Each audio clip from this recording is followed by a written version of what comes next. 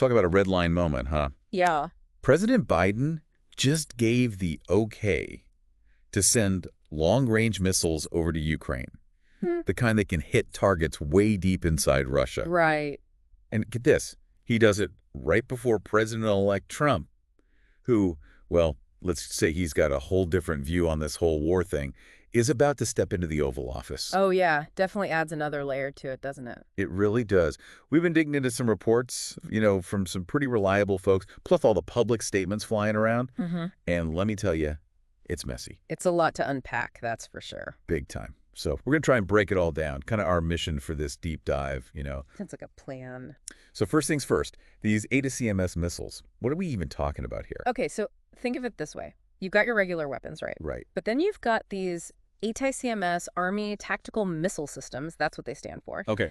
And these things. They've got a range of 190 miles. I mean, that means Ukraine could be hitting targets way beyond the front lines, like deep into Russia, places they haven't been able to reach before. That's a game changer, isn't it? You could say that. It really shakes up the whole strategic situation. So the big question is, why now? What pushed Biden to make this move? Well, you've got to remember what's happening on the ground. North Korea, they just decided to jump into this whole mess, sending troops to help out Russia and Ukraine. Right, yeah. That's a pretty big escalation. And it's got some people, some officials here in the U.S. thinking these missiles could be the answer. Give Ukraine a real edge, turn the tide. But I bet not everyone's buying that, are they? I mean, it can't be that simple. You're right. It's not like there's some magic bullet in warfare. Plenty of folks are a lot more skeptical. They're saying, sure, these missiles might disrupt some of what Russia's doing. Yeah. But win the war for Ukraine? Probably not. It's just too complicated, too many pieces moving around on that chessboard. It's like adding a new weapon doesn't automatically solve everything. Exactly. And then, of course, there's the whole political side of this, which is, well, let's just say pretty wild. Oh, for sure. You can't talk about this without talking about President-elect Trump. Right. And his, shall we say, strong opinions about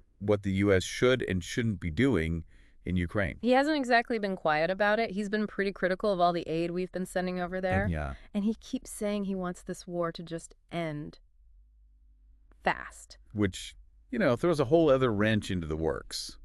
Because who knows what happens to these missiles once he's in charge? That's the million-dollar question, isn't it? Million-dollar question for sure. And it's not just the White House. Things are getting interesting up on Capitol Hill, too. Oh, yeah. Tell me about it. You've got some Republicans in Congress. They're actually pushing Biden to go even further. Really? Yeah. They want him to loosen the rules on how Ukraine can use these things. Like, give them more freedom to decide when and where to launch them. Wow. Talk about pressure. That's right. And then, of course, you've got Russia. And they are not happy. Nope, not at all. They're saying this whole missile thing, this is a major escalation, like a real line in the sand. Which is a warning we can't just brush off. Definitely not. Yeah. So here we are. Stakes are high. Tensions are high. And frankly, nobody really knows what's going to happen next. Yeah. So much uncertainty.